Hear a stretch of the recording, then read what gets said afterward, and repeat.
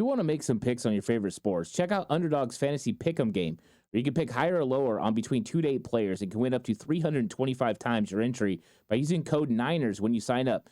And you'll get $1,000 bonus cash and a free pick.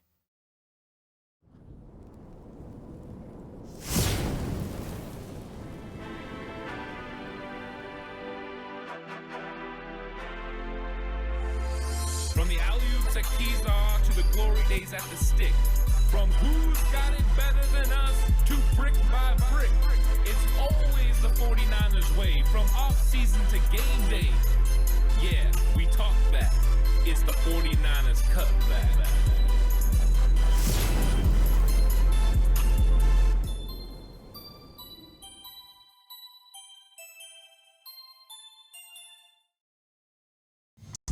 It's 49ers Cutback podcast time. Welcome to the show. Ready to talk about a little NFL draft from a 49ers perspective. And we're going to be looking at day 2 value picks.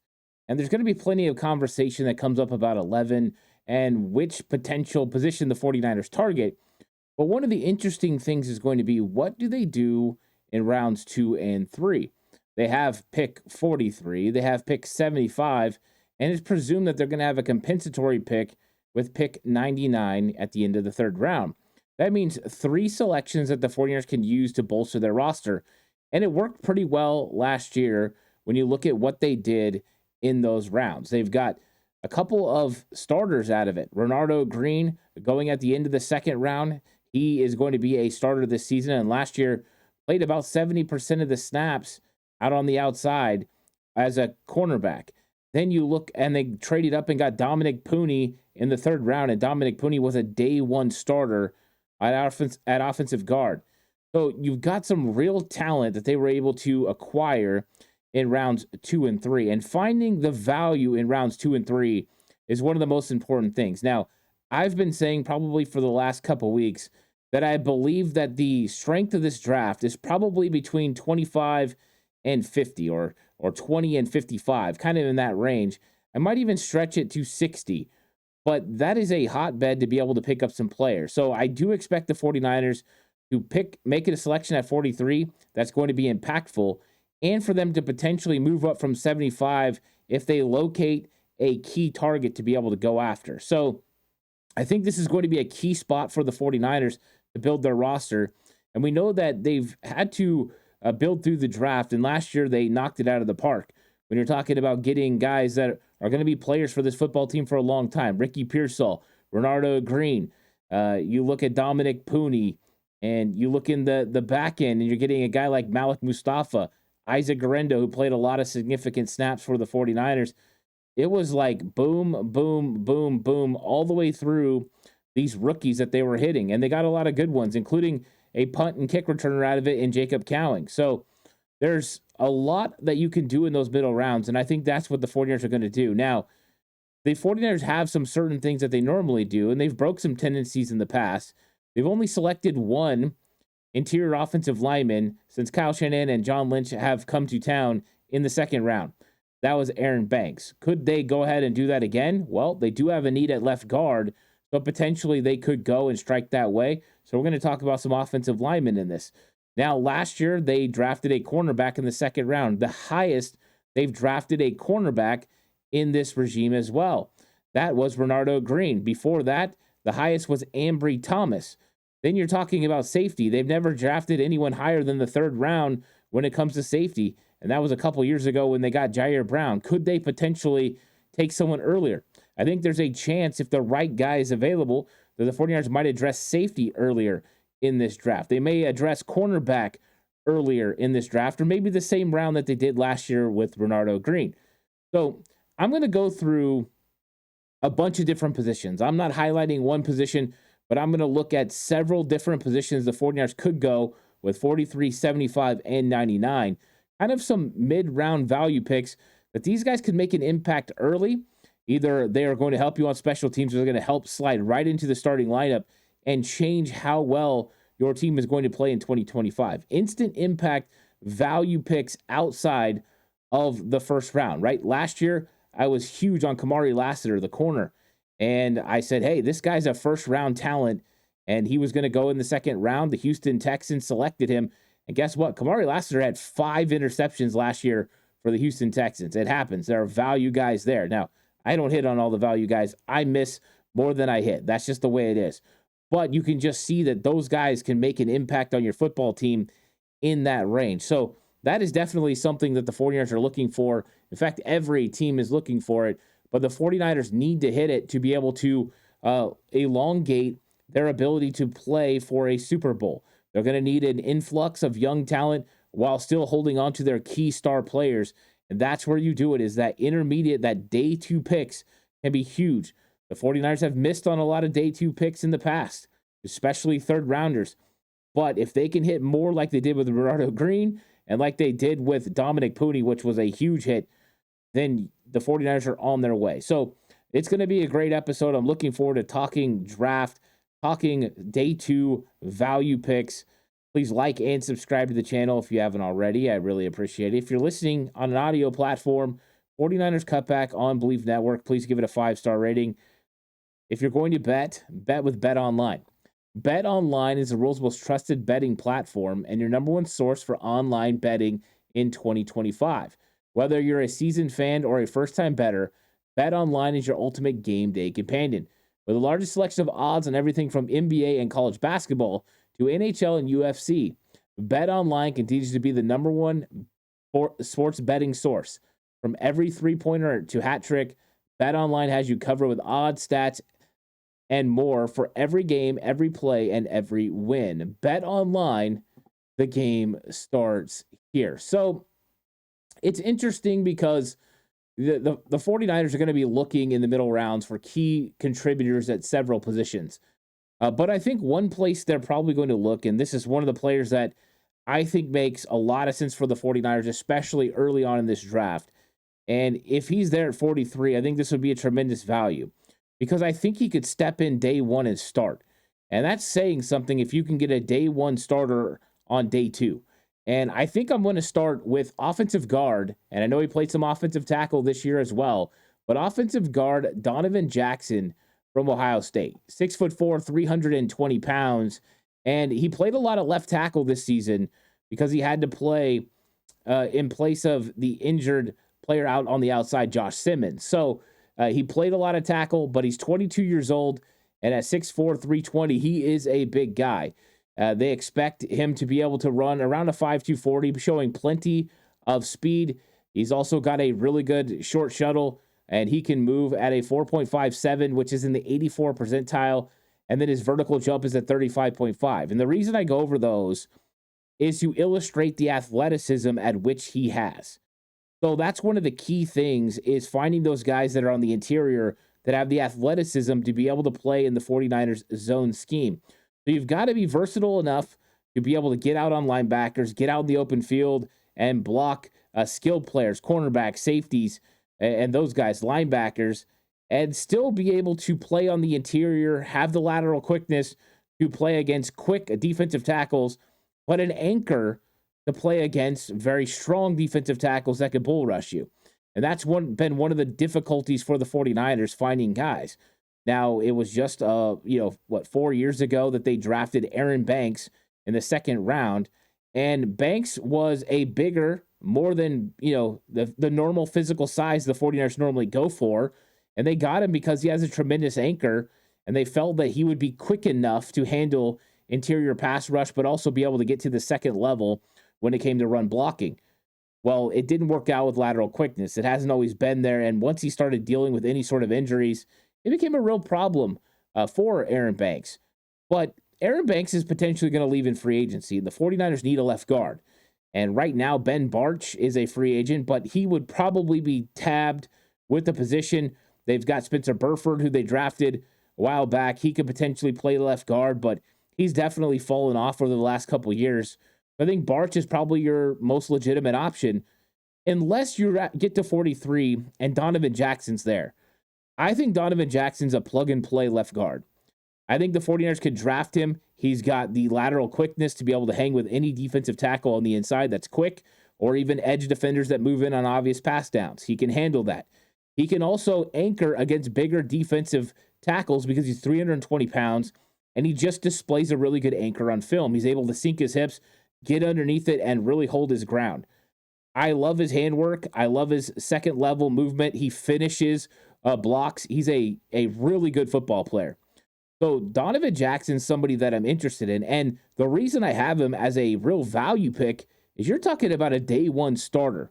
And it worked last year with Dominic Pooney, which isn't the norm. But I think Donovan Jackson is more polished than Dominic Pooney.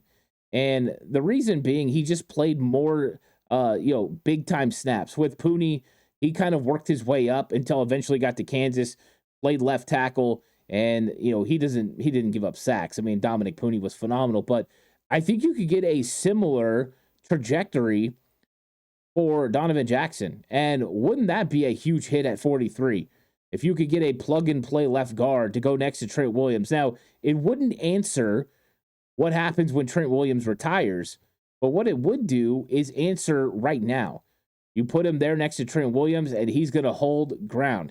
And he has proven that in a pinch, he could play tackle.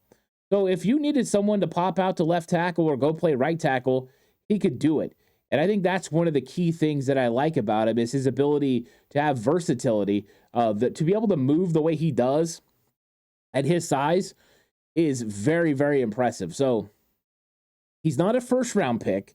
Don't get me wrong. Now, he could go at the end of the first round. That's how good he is. But I think he's a second round grade who has tremendous upside and could start when he first comes in. So he's going to have the one huge value point going for him, and that's exceptional arm length. So that's one of the things to remember. Even when he's moving in size, he's going to have the length and the size at 320 pounds to be able to get under defensive tackles. He is just made for this. He is one of the best at anchoring. He has he's so good when it comes to using his lower body. To me, this would be a dynamite pick for the 49ers at 43 if they decided to go with Donovan Jackson. And, it might make sense. It might make sense for them to go that direction at 43 if that was the pick. Now, I'm not going to stick with offensive line for number 2 because I want to kind of mix this thing up. I am going to come back to offensive line because, let's be honest, the trenches are important for the 49ers, especially when it comes to rounds 2 and 3. But I'm actually going to go to the secondary because I think it's very important for the 49ers to potentially hit on a secondary player. And one of the guys that I really like in this draft is safety out of Texas, Andrew Makuba. And Makuba has kind of moving around the board early on. I've seen him as a potential second-round pick. Lately, I've seen him fall into the third as teams get more and more involved in the film and the testing. I do think he's going to test out of this world at the combine, and maybe that will change some things up. But he's 6 foot, 190 pounds, so you might think he's a little undersized for what the 49ers normally do at safety. But I think it's a important thing to look at is how he tackles, and he hits like a ton. I mean, this dude is a Mack truck when he hits. He's not afraid of contact. He's a good tackler. Those types of things I really like. Now, when you look at his statistics last year, 5 interceptions, he had 6 pass defends, he had 63 tackles, and he had 38 solo tackles for a safety that runs a 4.3. And that's part of the reason I love him. Now, his film just shows how good he is. His film is so good to watch. He's one of my favorite guys to watch right now because the way he flies around, he makes plays, and he's decisive with his thought process. He sees it, he reads it, and he goes, and he doesn't hesitate. And I love that about Andrew Makuba. Now, his size, his weight, like none of that is going to jump off the screen. But what is going to jump off the screen is playmaking ability, the speed, the ability to play the deep third, and the ability to come up and smack somebody. But I also like his ability to play in the slot because before he transferred to Texas and he played at Clemson, that was something that he did.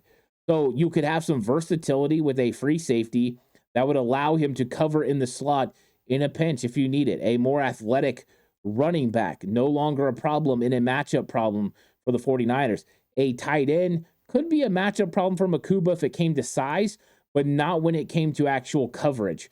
He could definitely handle that. So I like Makuba, especially when you're talking about in the second and third round, especially late too. If you're trading up from 75 to get him, I absolutely love that. You're talking about a guy that has been really good when targeted. He only gives up 38.7% completion rate when targeted. That's fantastic. And you just look at everything he does, his man press score way up, his zone score way up. He is a phenomenal player. This is a dude that you gotta like. And, I kind of look at him the same way that I used to watch Kyler Gordon. That's kind of how I am seeing this guy. So I'm a huge fan of what he does. And it's the speed and athleticism combined with his conviction on what he sees with his eyes that I love. And that's how you become a playmaker in the NFL. And I think, like I said, if you were sitting at 75 and Andrew Makuba is on the board when it gets to like 65, you're starting the third round. I think if you're the 49ers, you think about trading up and you go get yourself Andrew Makuba and you put him in there at safety. And I'm not saying he's a day one starter. I don't know that. But he would be a wonderful complement to Malik Mustafa. Now, that would put together a safety room that lacks in height, but would definitely increase the team's speed and versatility on the backside. Now, Malik Mustafa could play in the box, and Andrew Makuba could play the deep third. You could always change it up because Makuba's not a one-trick pony, but I love that possible combination moving forward. I think that's more of a 2026 combination, but huge value for Makuba. Also, special teams help. He can play gunner. He's a good tackler. I think there's a lot to like about Andrew Makuba, and the 49ers need to improve team speed, and he would be a big way for them to go ahead and do that because they just need to get better and better when it comes to the secondary. And, last year they made a really good investment in Renardo Green. That was a very good choice for them because they had to get a guy, that could really make some plays for their football team. And they did. Renardo Green made some plays last year, so that was important. Now, I would like to talk about another guy, and you're probably going to hear him mentioned all over the place. This guy might even sneak into the first round and might no longer be a day two value pick. But because it's so inconsistent where these guys are right now, I'm going to bring him up with the day two value picks because if you're not going offensive line with Donovan Jackson, it's very tempting at 43 to go cornerback with Azareye'h Thomas from Florida State, my Florida State Seminoles. And yeah, it wasn't a highly productive season. He only had one interception. But this dude has got skills. 6'2", 198 pounds from Niceville, Florida, because he's nice. The dude's got some skills for sure. I love the height. I love the hands. I love the weight. 198 pounds, nearly 200. I mean, the dude's got the prototypical size and speed that you're looking for. He's probably going to test around a 4.445. If it stays around there, you're okay, especially with the type of defense the 49ers run, a lot of the cover three. He has a lot of man skills and press coverage skills. But what I saw was a guy that was sticky in coverage, who had good hips, that was very capable of flipping his hips and running with wide receivers, who used good hand placement. He's just a really good boundary corner, which, that's what the 49ers need. Because I think it's important for them to be able to have somebody else that can play on the outside, so Deommodore Lenoir can jump in to the slot. And so I think that's something the 49ers want to find, and he does a very good job with it, and I like him on the outside. Now, he is flexible enough to be able to slide inside if you need, and this is the great part about getting a guy like Thomas, is if you put him with Renardo Green and Deommodore Lenoir, you have versatility that if somebody motions in, either one of those guys can go with them. You can keep matchups the same.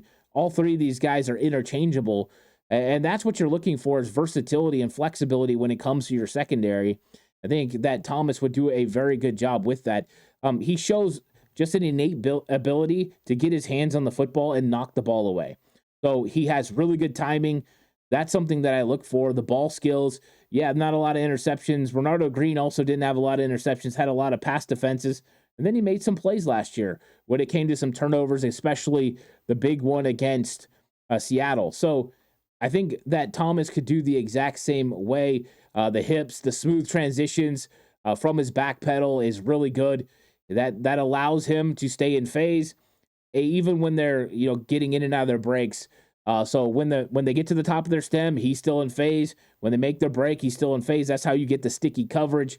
and I really like it. He also shows good run support, which is something the 49ers desperately want to keep because they need guys who are physical on the outside. They need guys that can come up and help when teams try to get to the outside, and he can be, a defender that steps up and turns things in.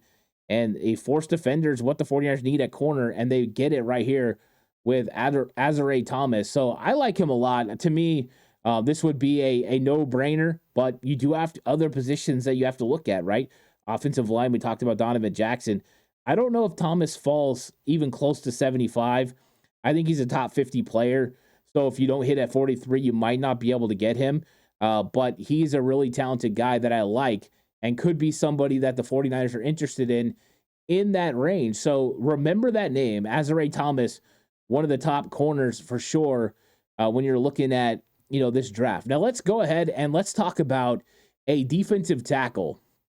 And this is probably, I don't know how many people are talking about this guy. This is just somebody that's kind of on my radar. I've been watching him, and I've really been liking what I see out of Omar Norman-Lott from Tennessee. So Norman-Lott is 6'3", 315 pounds, and the dude's a beast, man. I love watching this film. He's so physical at the point of attack. He gets downhill. He makes plays in the backfield. He had 4 sacks this season, 18 tackles, and 8 solo tackles. He's got the size. He's got heavy hands. He's going to be super athletic.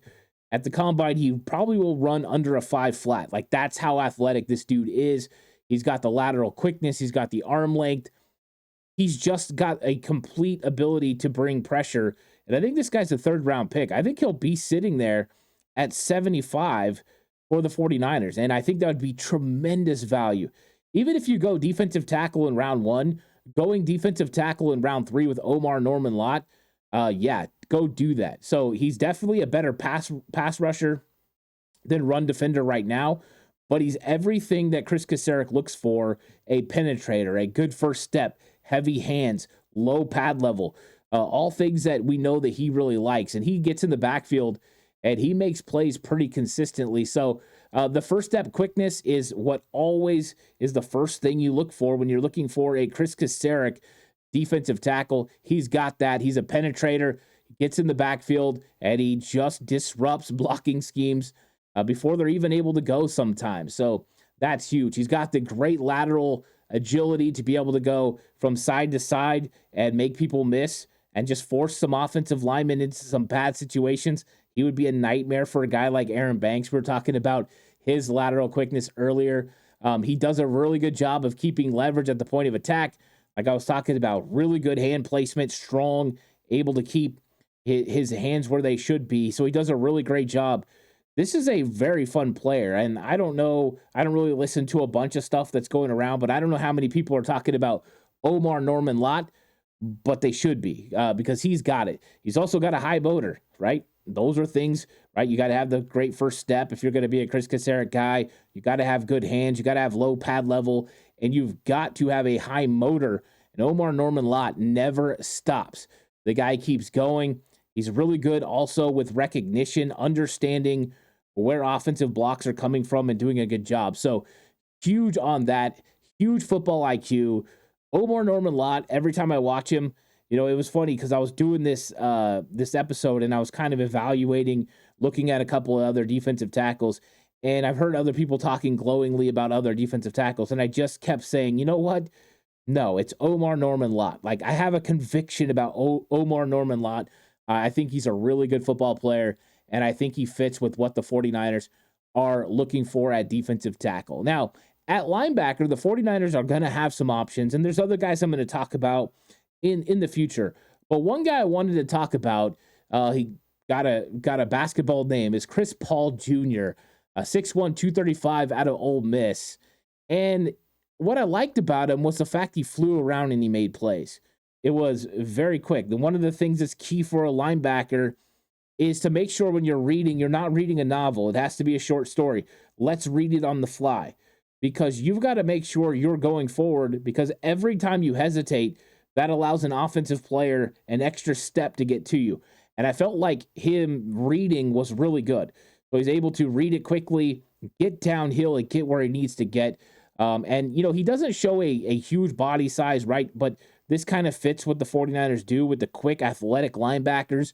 So I think he does fit that way. None of the measurables are going to jump off the screen for you. What's going to jump off the screen, though? His ability to run and make plays in space. He's probably going to run 4.5, 4.6 and be plenty fast enough to be able to make some plays in the secondary. I really like this guy. Now, he's going to be better in run defense than he's going to be in coverage, but he is a good blitzer as well. 3.5 sacks, something that I like about him. So he's got some versatility. The 49ers need more depth at linebacker. Now, hopefully, Dre Greenlaw re-signs, and someone like Chris Paul you're getting in these day 2 pick, you're getting to kind of build some depth with that position.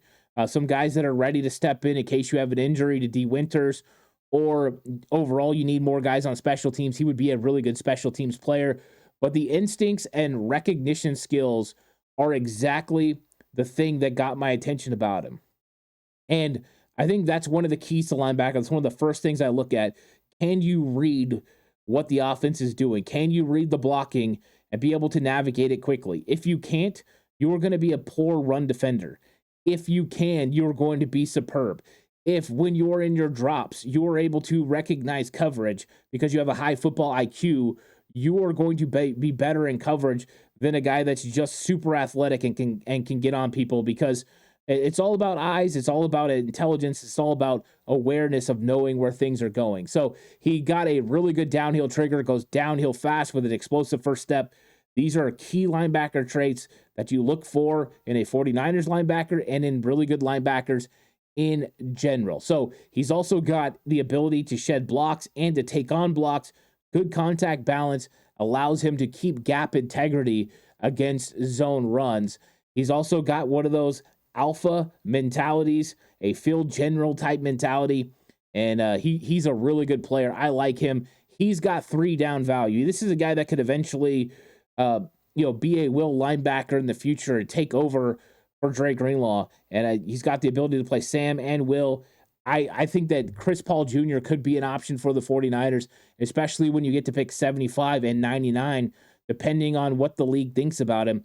He could potentially be available there, and I think that would be really huge if the 49ers could get him. So we're going to go through a couple more, of these guys, because I think there's a couple more guys that, are pretty interesting, and I wanted to go over another offensive lineman. So Azareye'h Thomas, out of Minnesota. I came across him actually probably about a month ago, and it was really impressive. And I did a short little dive, but I did not get to do a deep dive. But now I did a deep dive on Azareye'h Thomas, 6'6", 330-pound offensive tackle out of the University of Minnesota. And he's not the most athletic. He's probably not going to be as impressive as some of the other guys in space. And so that makes him a little bit more difficult to find a position for him within the 49ers offense. But when you see the things that they looked at with Aaron Banks or John Feliciano, you kind of see that type of big, physical, imposing player that's going to have a really good anchor. And I think that's something that the 49ers like, especially when it comes to offensive linemen. So we're going to see how quickly he moves when it comes to the 40, but I'm not even worried about that. From what I saw on film, he's got a chance to make it work. Now, the 49ers take different angles in their zone scheme. They do a lot of different things, but there's a lot to like about this guy. The aggressiveness, the finish. I mean, he does a really good job. And some of the people that he kind of grades out to be or has comparisons to from what I was looking around and tracking are inside guys and guards. And Irsay would be a big physical guard. But if you put him at left guard early on, I think he has the anchor to do it. But how about these comparisons that I found? Some people, similarity level to him, 92% Trey Smith and 89% Sean Ryan. Those are guys who play in schemes similar. So athletically, there's a potential for him to do that. Now, he has such a great frame when you're talking about the ideal offensive tackle, and moving him inside probably doesn't make sense. But the length and the size to be able to handle edge rushers, you don't have to worry about that. He's a very good run blocker. He creates lanes, and he wins at the point of attack. He drives guys off the ball really consistently. He does have lateral agility and quickness, which makes him a valuable potential target for the 49ers, and why I'm talking about him, because if not, it wouldn't make sense. And that's how he gets to the second level and gets onto those linebackers. The anchor is impressive. He has a strong anchor. He sinks his hips. He's able to do a really good job in that. His hands during run blocking are fantastic. They're heavy. They're strong. He maintains blocks consistently without getting too many penalties. You're talking about a guy that has a lot of experience. He's played both left and right tackle during his college career. That is nice. I mean, if you're going to lose Jalen Moore, maybe you get Irsay to come in and he's going to be your swing tackle in year one. Potentially that could go. Or if he's played left and right, he played left tackle a lot this year from Minnesota, move him into left guard. Potentially he plays there until he kicks out for Trent Williams. That's a possibility. He's also been very good. He stays healthy. He started 25 games in his final 2 years. So you got to love that about him as well. And you're talking about a guy that has a high football IQ, the consistency with the guys I'm talking about. They have to be able to fit what the 49ers are looking for, and he does it in a big way. So Arianti Irsay is another guy that I'm very interested in potentially the 49ers striking at 43, and who knows? He could slide a little bit more. He shouldn't. This guy should not make it out of the second round. If he happened to slide further, you would just have to gobble him up. I don't care if you already took another guy at 43, an offensive lineman in the first round or offensive lineman in the second round, whatever it was, you double up because he's that fun. And he's that aggressive, and he's got an attitude to the way he plays, and I really like him. So these are some of the guys that are day 2 value picks. I have a couple more. I'm going to save them because there's more guys, plenty of guys to talk about on another episode. And I want to get into some more day 2 value picks, talk about some of the guys, but get into some day 3 value picks too that the 49ers could find in rounds 4 through 7. And we'll just keep finding these gems and finding these value picks and guys that fit the 49ers scheme. If you know other guys that fit the 49ers scheme and they kind of meet the classification that we're talking about with the certain players, look at what Chris Kasarik looks for, look what Johnny Hollins looks for, and what the 49ers normally get. Let me know. I especially guys I've never heard of or haven't really done a lot of work on. I'd love to get into those guys even more. There's still a long time before we get to the draft, and we're only a couple weeks away from the combine. So it's that time of the year where we're talking draft, and I think it's going to be a lot of fun. Let me know what you guys think about this episode and these players. Would you like these guys for the 49ers? I'm really curious. So like and subscribe to the channel if you haven't already. If you're listening audio platform, 49ers Cutback on Believe Network, please give it a 5-star rating. This episode was brought to you by Bet Online. The game starts here. I'll catch you guys in the next one. Until then, stay safe. Remember, the right way is always the 49ers way.